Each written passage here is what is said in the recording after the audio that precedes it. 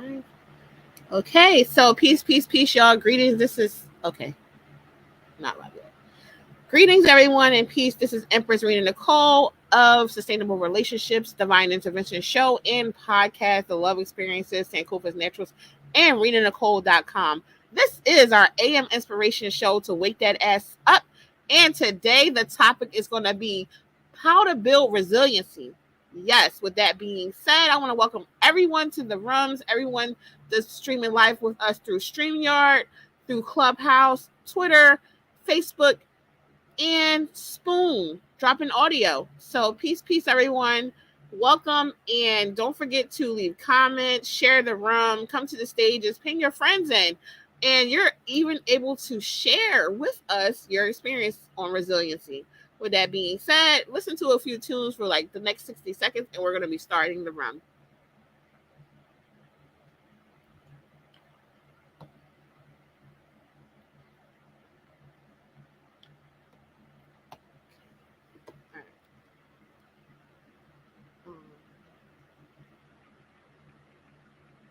So if anybody's in the chat or anywhere, hi, how y'all doing? Hi, Spoon fans. How are you? Send me those spoons.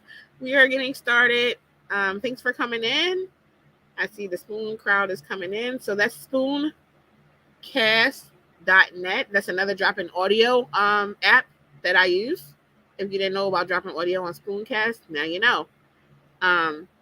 So it's a place where you can, same thing as Clubhouse. It just doesn't have rooms. That's the only difference. Now, with that being said, and raise your hand. If you want to come in, hit that phone button on Spoon. Hit that link at the top of the page if you want to join us on StreamYard, so you can be live on YouTube, Facebook, and Twitter. All right, so let's get started. Dun, dun, dun. Now, resiliency means being able to adapt to life's misfortunes and setbacks. Okay? When something goes wrong, you tend to think, do I bounce back or do I fall apart? So when you have the quality of resilience, you harness the inner strength that helps you rebound from a setback or challenge, whether it's your job, an illness, a loss, or a disaster, or even grievance, okay? So if you lack on resilience, you dwell on your problems, you feel victimized, you become overwhelmed or turn to unhealthy coping mechanisms, perhaps substance abuse, eating disorders, or risky behaviors, okay? That makes any sense? Resilience, like a fun fact about resilience, it doesn't make your problems go away. It gives you the ability to see past them, to still be able to find enjoyment in this existence, and to better manage your stress levels, okay? So when you aren't as resilient as you would like to be, you can develop and learn skills to become more resilient, okay? The number one thing to do to, like boost your resiliency in yourself is to adapt to adversity, okay? That was the first thing we said. Resilience is the ability to adapt to difficult situations, okay? The key word is adapt. So when you're stressed out, adversity or trauma strikes, you still experience those things like anger, grief, and pain, yet you're able to still keep on that balanced manner, still being able to function in both physically and psychologically. So that's entirely important. That's the important part about adaptation. Adaptation. I talk really fast. Excuse me about that. Resilience isn't about saying, oh, I'm going to put up with this because I know that I can see past it and I can get through it. That's not what resilience is about, okay? Being stoic or figuring it out on your own, so being able to reach out to others for support is a key part of being resilient, okay? So when you think about resilience in your mental health, it helps to protect you from various mental health conditions, such as in depression and anxiety, okay? It can also help offset factors that increase the risk of mental health, such as allowing people to, overstep your boundaries constantly, or you settling your standards, or, like being bullied. Does that make sense? So if you already have an existing mental health condition, being resilient can improve your coping mechanism and your coping ability to persevere through and come out of that, if that makes any sense. Okay. Your mental agility gets higher when you are resilient. Okay, your brain doesn't experience, like, it can experience trauma, but your brain heals itself. Like, you allow yourself to self heal when you see past things and you understand that you still can live and exist even though this part may be going on. It's not saying that you don't recognize the trauma. It's not saying that you don't acknowledge, that you don't feel, that you can't, experience the trauma. It's saying that your brain has the ability to maneuver past it and still exist in a healthy, balanced manner. Now, if anybody want to share, just raise their hand or come off the mics, wherever you are. Let me check my spoon cast right now, see if anybody's raising their requesting to come on stage or anything like that. And if you're on Clubhouse, you could just unmute your mic and you can speak on your experience with resilience.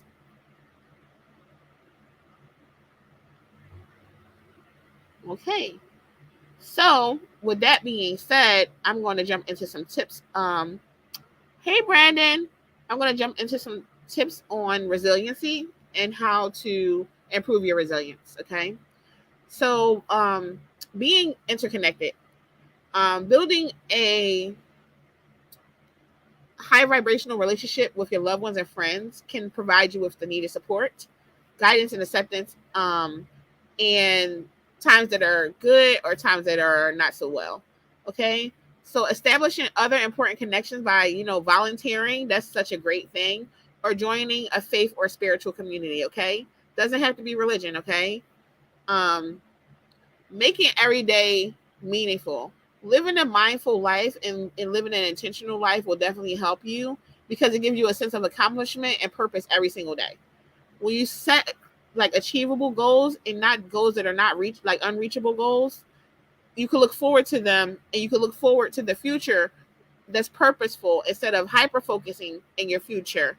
Okay. And you can't figure out the stair steps to get there. Okay.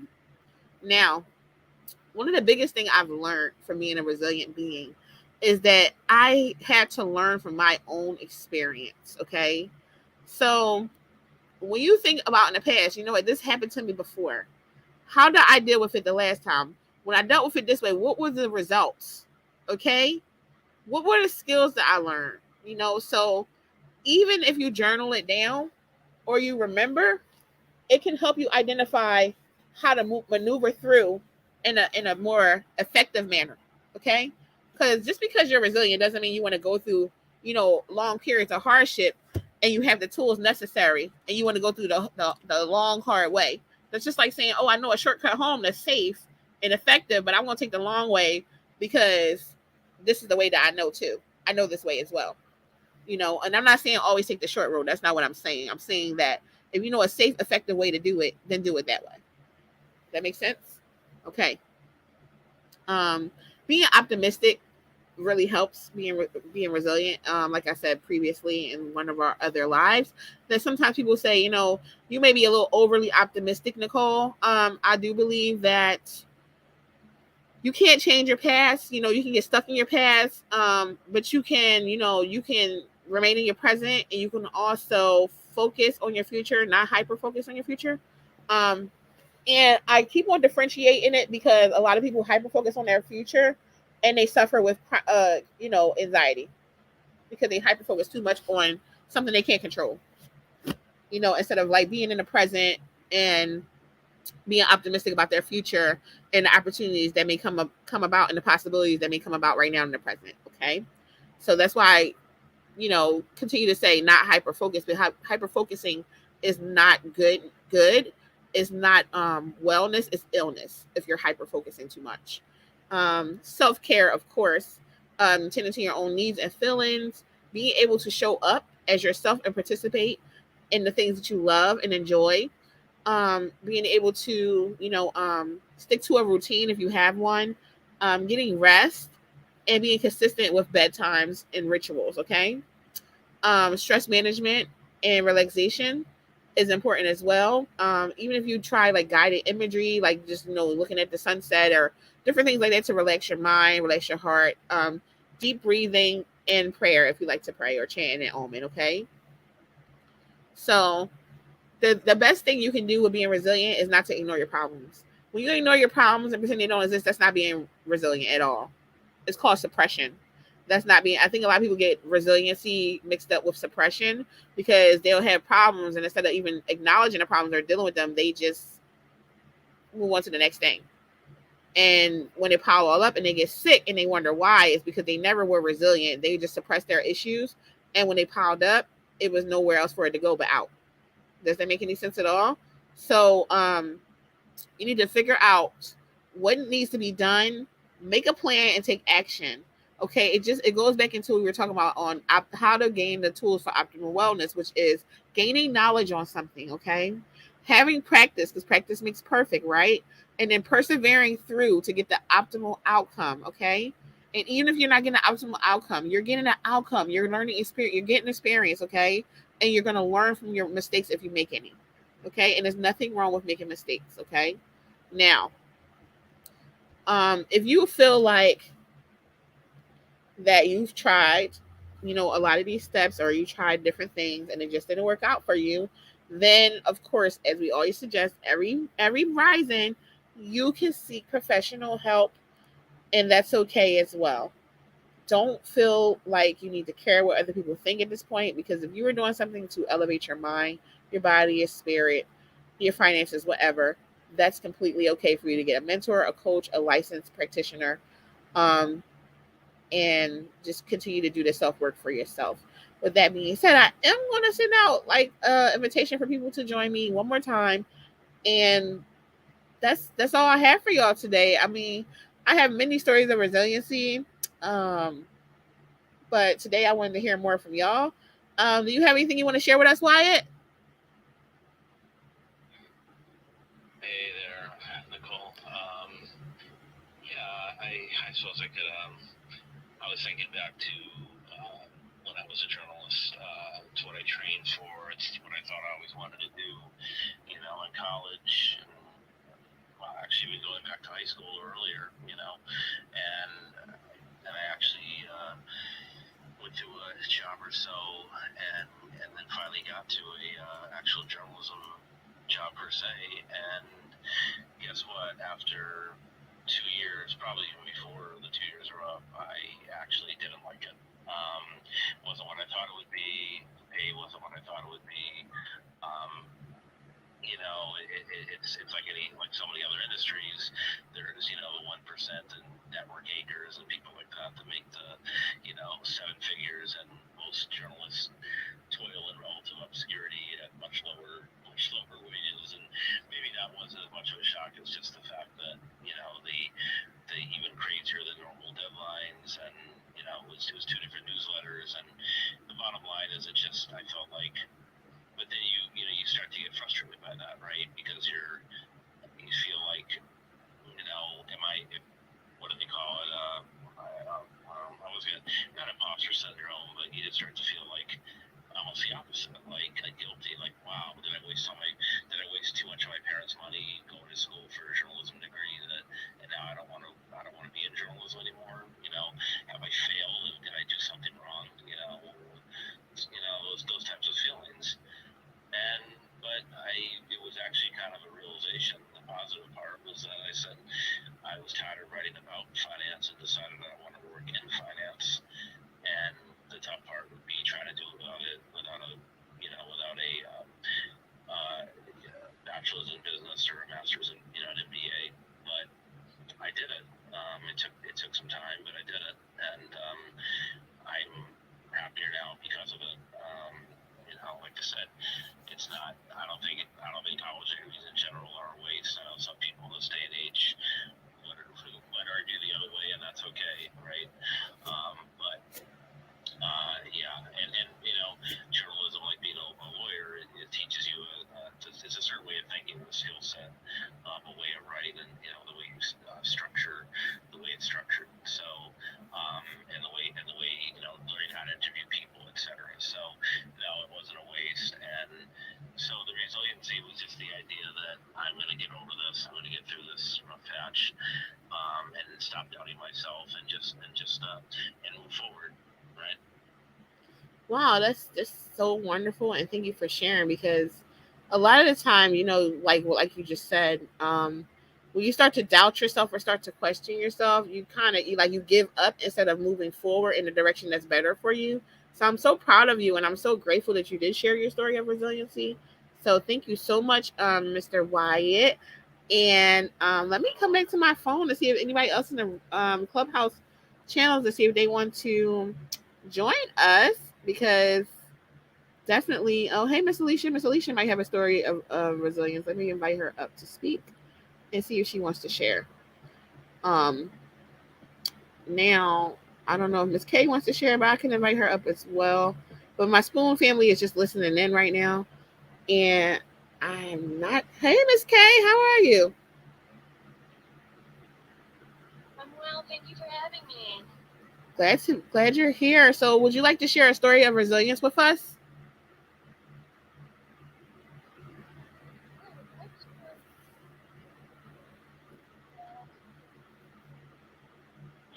So I'm actually.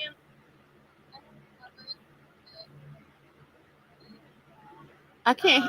Oh, there she go. Can you hear me? Yeah, I can hear you now. Okay. I've been in recovery for 4 years. I have. I was married young and children young, and my ex was an alcoholic and a drug addict, and well, so was I. I just didn't know it yet.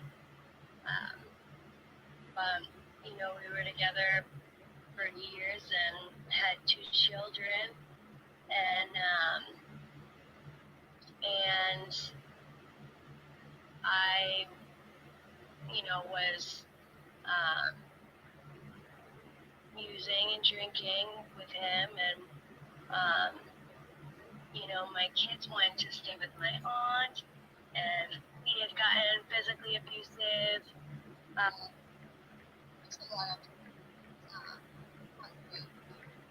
Well, when I finally kind of got my head above water a little bit,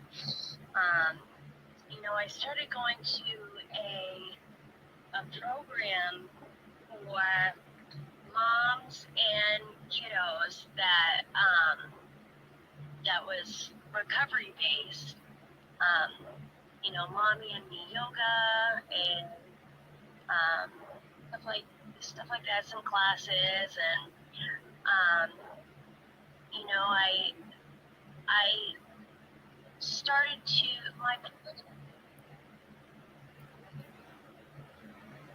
I think your mic is having issues. It keeps going in and out.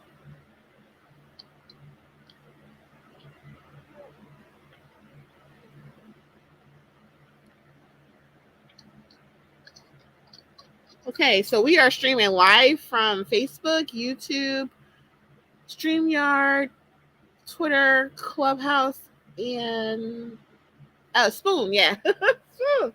Right. Miss K was having some technical difficulties, and she was sharing her story of recovery, and we're so proud of her for being in recovery for 4 years. That's like a great big giant thing, and um, very grateful that she even came on to share. So yes. With that being said, Mr. Wyatt and Miss K. Miss K, did you fix your vibe and you want to finish your story, or? Yeah, thank you so much. I have a waterproof case, so and I have it on the speaker, so it just doesn't hear me sometimes. So I had a profound paradigm shift going to this. It was a recovery-based program that like family education, and you know, I didn't feel like I needed a man in my life anymore. You know, I knew I didn't have to put up with the abuse, and I was finally able to go down and put a restraining order on my ex, and you know, and it took a lot of work. I had to go back to work and you know, get my own place, and you know, my kids now are 5 and well, he's gonna be 7 next month, so you know, and we're doing well, and you know, I want to raise them in a home where they don't see abuse and they don't see addiction, and so far we've got it down. Thank you. Yes, that last part. She said that she is building a life for her children where they don't have to recover from their childhood. Period. Period. Did you hear that? Yes, sis. Thank you so much for sharing. And I definitely appreciate stories about recovery and addiction because my mother met my stepfather when she was in NA. So, yeah. I'm just proud of people that can go through that path and get clean and do what they got to do for their family. Very proud of you. Continue up the work. You know, may the universe make it easy for you. May everything come swiftly to you. And thank you so much for sharing. Now, with that being said, I'm going to look to see on my other channels if anyone's ready to share, or we're going to wrap it up. I did not share a story of resilience today. I guess I could share a quick story for y'all. So, I remember when I was, what story can I share? 19. Okay. When I was 19, I got really sick. I had a seizure. Then I had a stroke, and then I had a bleed in my head. Yeah. 19 years old. Imagine that. I remember having to learn how to walk again, having to use a cane. And I was so young, and all my friends were just like, walking, and they were, just living their life the way they wanted to live it. I had to take blood thinners because I had a blood clot in my leg, and then I went through periods of just bleeding out, and they didn't know why. And for so long, I was just under medical care for so many years. They were like, you will never have children. If you have contractions, you can have another stroke. Now, all these things, they just kept telling me. I just felt like my life was over. I just wanted to die. And it was like a everyday thing. I just wanted to just end my life. I didn't want any more trigger warning. I just didn't want to be bothered anymore because I'm like, I didn't even start my life yet, and it's already over. You know what I'm saying? So I remember, how many years after? It had to be like 4 years after that, maybe, um, or three, maybe three. Okay, I was walking fine without the cane and everything like that, and off my medicine, off the blood thinners and stuff like that. And I got pregnant with my firstborn. Okay. Now I have 3 children. Okay. And it's been over 11 years since I took a blood thinner. I'm raw vegan now. Um, they told me I was gonna be a blood thinner for the rest of my life. They told me a lot of different things. And I persevered through that struggle. It was a struggle for me, knowing that I might not ever have children. I have 3. Okay. And I've had my losses, of course, but that's my story of resilience for today. Um, you guys have any questions, feel free to ask. If anyone wants to come to the stage before we head out of here, feel free to raise your hand or hit the phone button on the Spoon app or click the link to join us on StreamYard, which is at the top of the Clubhouse page and is also located on my Facebook profile.